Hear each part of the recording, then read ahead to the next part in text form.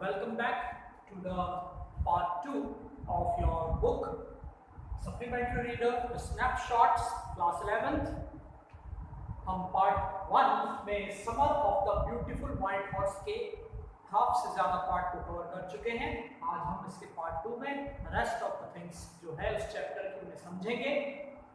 ये आपका पहला चैप्टर है। इसके चैप्टर्स कंपैरेटिवली यानी आपकी दूसरी बुक हॉर्नबिल से थोड़े बड़े होते हैं। उन्हें ध्यान से समझें क्योंकि स्टोरी के बेस पर ही आप सारे आंसर्स को लिख पाएंगे, क्योंकि इनके एग्जाम्स में फिक्स्ड क्वेश्चंस ना होकर questions on the understanding of the story पूछे जाते हैं। तो जितना ज़्यादा आप स्टोरी के कैरेक्टर्स को और उनके रोल्स को समझेंगे उतनी आसानी से आप सारे क्वेश्चन के आंसर्स को लिख पाएंगे, समझ पाएंगे। ध्यान रखें चैप्टर कौन सा है, उसका राइटर कौन है, उसके कैरेक्टर्स कौन कौन है और उन कैरेक्टर्स के उस चैप्टर में क्या क्या रूल्स हैं। हमने देखा the summer of the beautiful white horse में एक बहुत ही फेमस ट्राइब जो आर्मेनियन है और उनके दो बॉयज की स्टोरी है जो अरम और मुराद हैं। दूसरा जो लड़का मुराद है वो एक घोड़े को जॉन बायरो नाम के एक किसान के यहाँ से ले आता है और उसका घोड़ा होता है और काफ़ी समय तक उस घोड़े की घुड़सवारी करता है। उसका जो कजिन है अरम, उसको पहले तो ये विश्वास नहीं होता कि हमारी गरीब जो ट्राइब है वो घोड़ा कहीं से अरेंज कर सकती है, पर उसे समझ आ जाता है कि ज़रूर मेरे कजिन मुराद ने ये हॉर्स कहीं से स्टील किया है, चुराया है। पर चूंकि वो उसे पैसे के लिए नहीं चुराया होता यानी बेचने के लिए नहीं चुराया होता तो अरब उसे चोरी नहीं मानता बल्कि किराए से या उधार लिया हुआ मानता है, क्योंकि हम घोड़े को वो सोचता है कि हमने घोड़े को राइड करने के लिए, चलाने के लिए लिया है, ना कि बेचने के लिए या पैसे कमाने के लिए। काफी समय तक वो घोड़े को चलाते हैं। हालांकि मुराद जिसने उस घोड़े को चुराया है या उधार लिया है वो काफी समय से उस घोड़े को चला रहा है, पर वो अपने कजिन अरब को नहीं बताता है। वो काफी समय उसे चलाने के बाद एक दिन सुबह अरब के पास वो घोड़ा लेकर आता है। अरब ये चीज समझ जाता है कि मुराद ने ये घोड़ा काफी समय से चुराया हुआ है या लिया हुआ है, ये मेरे पास आज लेकर आया है। वो भी मुराद की तरह अच्छे से राइड करने की कोशिश करता है, पर घोड़ा उसे राइड नहीं करने देता। एक बार तो वो उसे गिराकर भी भाग जाता है। इस तरह से दोनों का घुड़सवारी का काम सुबह सुबह जारी है और वो एक किसान के बार्न में यानी खेत पर बने हुए घर में उस घोड़े को रात में छुपा देते हैं और सुबह अर्ली मॉर्निंग उस पर राइड करते हैं। और जब सूरज निकल आता है, दिन में पूरा लाइट हो जाता है, तो वो उस घोड़े को वापस छुपा देते हैं। और ऐसा काफी समय से चल रहा है। हालांकि इनकी फैमिली ऑनेस्टी के लिए, ईमानदारी और लॉयल्टी के लिए फेमस है, तो इन पर किसी को कोई शक नहीं हो सकता। आगे हम पढ़ते हैं पेज नंबर 6 से। वो दोनों घर लौट आते हैं और एक फार्मर फेडवाजियान के यहाँ पर उस घोड़े को छुपा देते हैं उसके बाग में, उसके खेत में बने हुए घर में। अब अरब इस चीज से परेशान है कि वो घोड़ा मुझे मुराद की तरह अच्छे से राइड क्यों नहीं करने देता, और बार बार मुराद उससे कहता है कि I have a way with horse, मेरा हॉर्स से अच्छा वो है, कनेक्शन है या अंडरस्टैंडिंग है, तुम्हें वैसा बनने में समय लगेगा। वो उससे पूछता है कि तुम ये कैसे कर लेते हो, how do you do it. वो वही कहता है I have understanding with horse. अब आराम से रहा नहीं जाता, वो पूछता है कि किस तरह की अंडरस्टैंडिंग है। वो कहता है a very simple and honest one, बहुत ही सादी और बहुत ही ईमानदारी से भरी हुई। यानी वो हॉर्स मुझे समझता है, मैं उस हॉर्स को समझता हूँ, और ये समझ डेवलप करने में तुम्हें यानी अरब को अभी समय लगेगा। तुम अभी तक एक छोटे बच्चे हो, जब तुम 13 के हो जाओगे तब तुम शायद इस अंडरस्टैंडिंग को डेवलप कर पाओगे, ऐसा मुराद अरब से कहता है। अब वो बहुत घर लौट कर आते हैं और अच्छा ब्रेकफास्ट करते हैं। तभी उसी दोपहर को अंकल खोसरो उनके घर आते हैं कॉफी और सिगरेट पीने के लिए। वो पार्लर यानी रिसेप्शन पर बैठते हैं और स्मोकिंग कर रहे हैं और अपने पुराने दिनों को, अपने देश की पुरानी चीज़ों को याद कर रहे हैं। तभी अचानक एक दूसरा विजिटर वहाँ पर आता है जिसका नाम जॉन बायरो है। ये वही जॉन बायरो है जिसका घोड़ा, जिसका हॉर्स मुराद ने उठा लिया है। जिसकी वो राइड अरम के साथ यानी अपने कजिन के साथ सुबह सुबह किया करता है और उसे किसी दूसरे फार्मर के बाग में छुपा देता है। किस्मत से अनफॉर्चुनेटली जॉन बायरो वहां आता है, जो एक एसिरियन है। वो बहुत ही परेशान है क्योंकि काफी समय से उसका घोड़ा गायब है। उसे अरब की मदर टोबैको और कॉफी ऑफर करती है। वो स्मोकिंग करता है, कॉफी का सिप लेता है और वहां बैठे अंकल खसरोव से कहता है कि मेरा घोड़ा काफी समय से चोरी हो गया है, मुझे समझ नहीं आता कि ये लास्ट मंथ का गया हुआ है, इट इज स्टिल मिसिंग, अभी तक मुझे नहीं मिला है, जबकि मैं काफी प्रयास कर चुका हूं उसे वापस पाने के लिए। अंकल खसरोव जो है वो हमेशा की तरह इरिटेट हो जाते हैं और कहते हैं what is the loss of a horse, घोड़े का लॉस या घोड़े का नुकसान क्या नुकसान है? क्या हमने अपनी धरती, हमारे अपने देश को नहीं खोया है? अब हमारे पास क्या बचा है? पहले हमारा देश कितना अच्छा था, सुखी था, अब हमारे पास क्या है? तो घोड़े का नुकसान क्या है? वो हमेशा की तरह वही कहता है, it is no harm, pay no attention to it. City dweller जो है, वहां रहने वाला जॉन बायरो कहता है, लेकिन मेरे सरे का क्या होगा? सरे मतलब वो गाड़ी होती है जो घोड़े के पीछे लगती है और घोड़ा उसे खींचता है। घोड़े के बिना उस गाड़ी का कोई काम नहीं। लेकिन खसरोव अंकल वही इरिटेशन में कहते हैं, pay no attention to it, it is no harm, कोई नुकसान की कोई बड़ी बात नहीं है, इस पर ध्यान मत दो।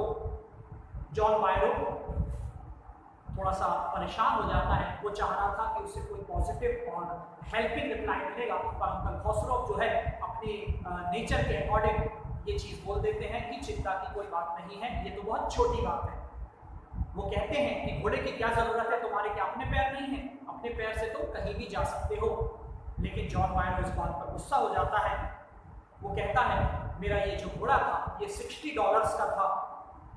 अंकल खसरोव कहते हैं, आई स्पिट ऑन मनी, मैं पैसे पर थूकता हूँ, ये कोई बहुत बड़ा नुकसान नहीं है।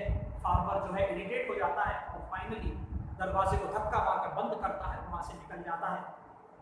उसकी जो मदर है, अरम की जो मदर, वो थोड़ी सी जेंटल हार्ट की है। वो कहती है, ये बहुत होप सिक और लार्ज मैन है, उनकी बातों पर ध्यान मत दो। पर जॉन बायरो वहां से परेशान होकर चला जाता है।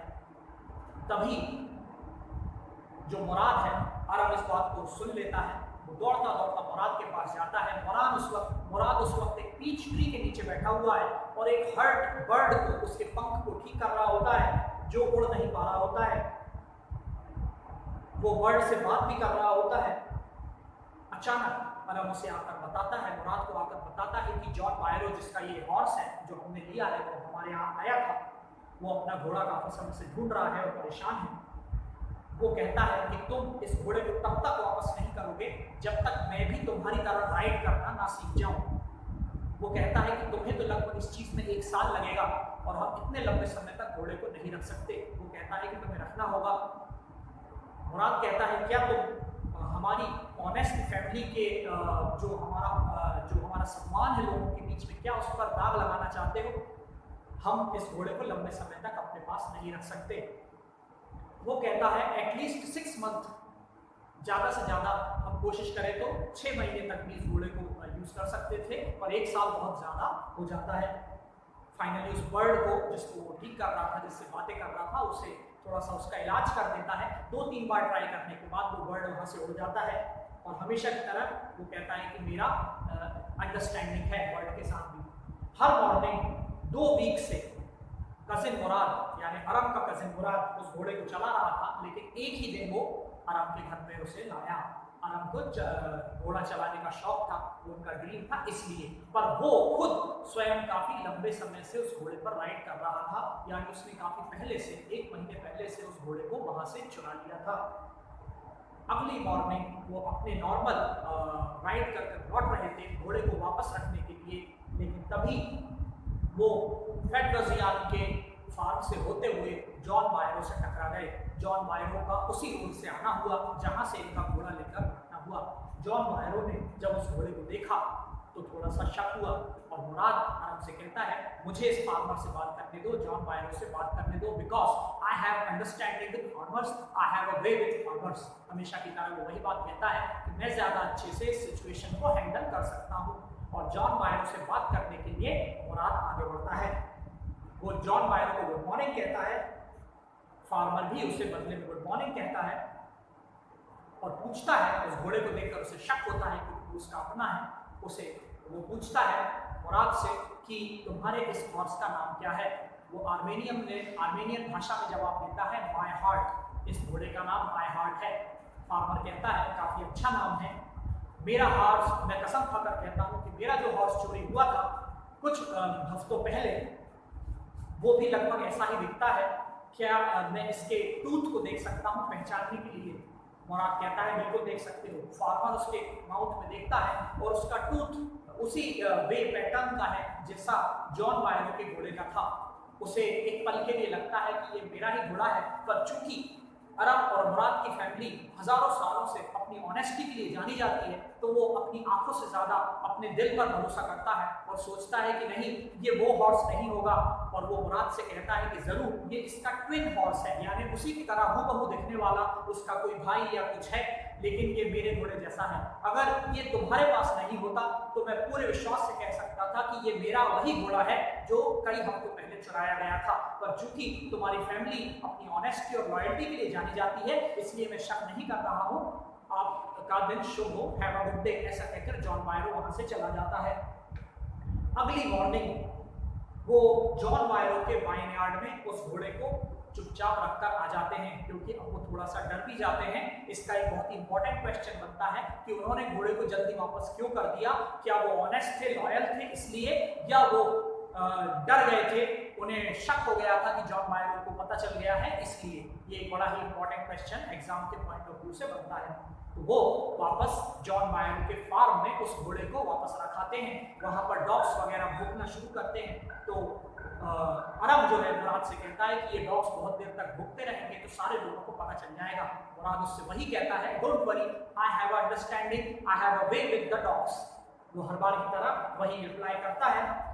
वो कहता है शायद वो किसी और पर भूकेंगे, पर मुझ पर यानी मुराद पर वो नहीं भूकेंगे। उसके बाद मुराद उसे घोड़े को गले लगाकर विदा करता है और वापस उसकी नोज पर नोज को रब करता है, उसे दुलार करता है और उस घोड़े को वापस जॉन बायरो के खेत में फार्म में रख देता है। अगली दोपहर को, उसी दोपहर को जॉन बायरो फिर उनके घर आता है। अब उसके घोड़े में गाड़ी लगी हुई है, यानी सरे, SURREY, सरे उसमें अटैच है, उस घोड़े के साथ लेकर आता है और हमारी माँ को, अरब की माँ को दिखाता है। वो कहता है पता नहीं कैसे ये घोड़ा पहले से ज्यादा स्वस्थ और पहले से ज्यादा एक्टिव हो गया है और बहुत अच्छे से राइड करने देता है। मैं इस चीज के लिए भगवान का शुक्रिया अदा करता हूँ कि मेरा घोड़ा वापस आ गया और पहले से बेहतर है। उसके अंकल खौसरा वहीं बैठे होते हैं और फिर से इरिटेट हो जाते हैं और अपनी आदत की तरह, आदत की वजह से वो फिर कहते हैं your horse has been return, तुम्हारा घोड़ा वापस आ गया है, पे नो अटेंशन टू इट, इस पे कोई बड़ी बात नहीं है, ध्यान मत दो। इस तरह से चैप्टर एंड हो जाता है। इसमें ये चीज इंपॉर्टेंट होती है कि अरब और मुराद ने घोड़ा चुराने के लिए नहीं, राइड करने के लिए, क्योंकि वो गरीब थे तो वो कभी घोड़ा अफोर्ड नहीं कर सकते थे और उनका बहुत बड़ा ड्रीम था। बस क्वेश्चन ये बनता है कि उन्होंने घोड़ा वापस कंसाइज स्ट्रिकन होकर किया कि उन्हें बुरा लग रहा था कि उन्होंने गलत काम किया है, या फिर जॉन बायरो के घोड़ा पर शक करने के लिए उन्होंने वो वापस कर दिया। ये चीज एक क्वेश्चन बनती है। तो ये था the summer of the beautiful white horse. इसके एक्सरसाइज आपको अपने ग्रुप पर मिल जाएंगे।